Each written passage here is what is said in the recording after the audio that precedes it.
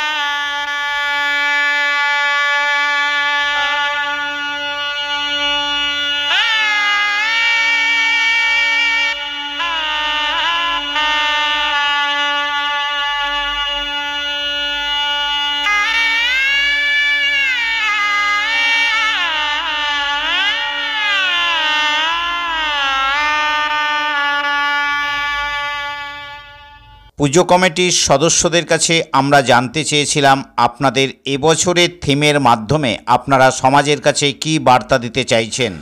আমরা এই মণ্ডপটার মধ্যে তুলে ধরার চেষ্টা করেছি আমরা প্রতিনিয়ত আমাদের যে সামাজিক যে অনুষ্ঠান, প্রতিনিয়ত প্রচুর খাবার আমরা নষ্ট করি, আবার অপর দিকে দেখতে পাই এই খাবারের অভাবেই সারা পৃথিবীব্যাপী প্রচুর মানুষ অনাহারে মরছে।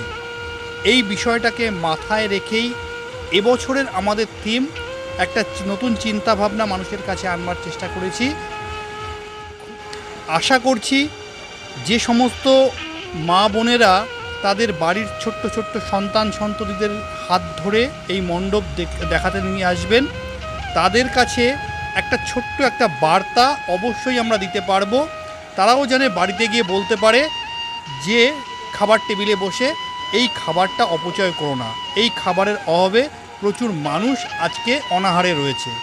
এই বিষয়টাকে মানুষের মনে একটু নাড়া দেবার জন্যই আজকের আমার এবছরের থিম ক্ষুধার রাজ্যে পৃথিবী গদ্যময়, পূর্ণিমার চাঁদ যেন ঝলসানো রুটি।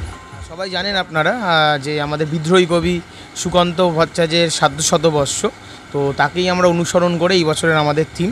তো আপনারা আসুন, নিশ্চয়ই ভালো লাগবে। সমগ্র মণ্ডপ পরিদর্শন করবার পর মাননীয়া বিধায়িকা সংবাদ মাধ্যমের মুখোমুখি হয়ে জানালেন, বলছি ম্যাডাম, বাবনপুর অধিবাসী বৃন্দের এবছরের ভাবনাটা কেমন লাগলো একটু যদি বলতেন। অত্যন্ত সুন্দর এবং কবি সুকান্ত যে ভাবনা ছিল যে একধারে প্রাচুর্য, একদিকে সেখানে নষ্ট এবং অভাব, দারিদ্র্যের সীমা শেষ নেই তুলে ধরেছে।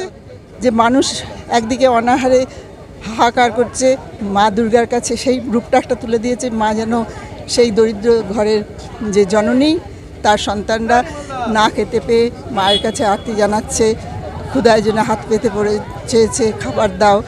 আর অন্যদিকে দেখা যাচ্ছে ধনী শ্রেণীদের মধ্যে প্রচণ্ডভাবে তারা নিজেদের সুখ ভোগ করছে এবং সেই খাবার শুধু নয়, যেগুলো নষ্ট করছে সেগুলো যদি গরিব মানুষকে দেওয়া হতো তারা একটু অনাহার থেকে মুক্তি পেত। এই ভাবনাটা তুলে দিয়েছে, একদম যুগোপযোগী, খুব সুন্দর। এবং গতবারও তারা এইরকম ভাবনা তুলেছিল। গতবার ছিল মাতৃঋণ, মা যে কে তা সেইটা ওরা তুলে ধরেছিল। সবাই জানে মাতৃঋণ শোধ করা যায় না। ম্যাডাম, তাহলে এই কথাটা কি বলা যেতে পারে যে বাবনপুর অধিবাসী বৃন্দের চিন্তা ভাবনাগুলো সমাজকে সচেতন করবার জন্য 100 বার। Thank you madam.